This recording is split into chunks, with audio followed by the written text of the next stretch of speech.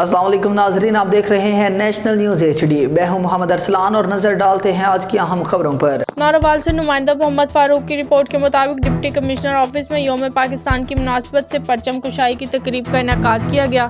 Chairman public accounts committee Ahmad Iqbal, صوبائی وزیر Ramesh Singh Arora, deputy commissioner Syed Hassan Raza, district police officer Malik Naveed سمیت مختلف محکموں کے افسران اور اہلکاران نے تقریب میں شرکت کی۔ 8:58 پر سائرن بجایا گیا اور معزز مہمانوں نے ڈپٹی کمشنر کے ہمراہ قومی پرچم کو بلند کیا۔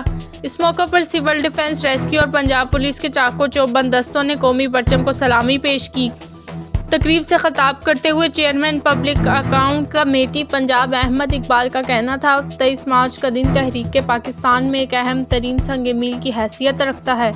یہ دن تجدید عہد کا دن ہے، یہ دن ہماری تاریخ کا روشن ترین دن ہے اور آج کے دن ہمیں یہ عزم کرنا چاہیے کہ ہم وطن عزیز کی ترقی اور استحکام کے لیے اپنی تمام تر توانائیوں کو بروئے کار لائیں گے۔ بعد ازاں گورنمنٹ ہائی اسکول ناروال میں یوم پاکستان کی مناسبت سے مرکزی تقریب کا اہتمام کیا گیا، جس میں اسکول کے بچوں کی جانب سے ملی نغمے پیش کیے گئے۔ اس تقریب سے خطاب کرتے ہوئے ڈپٹی کمشنر کا کہنا تھا کہ آزاد قومیں اپنی تاریخ اور نظریات کو زندہ رکھتی ہیں۔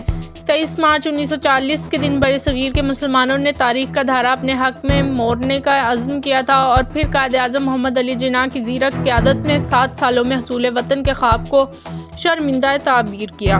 ہمیں اپنے بچوں میں محنت اور وطن عزیز کے ساتھ محبت کے جذبات اجاگر کرنے ہوں گے تاکہ ہم ایک ایسی نسل پیدا کر سکیں جو اس وطن عزیز کو ترقی کی راہ پر گامزن کر سکے۔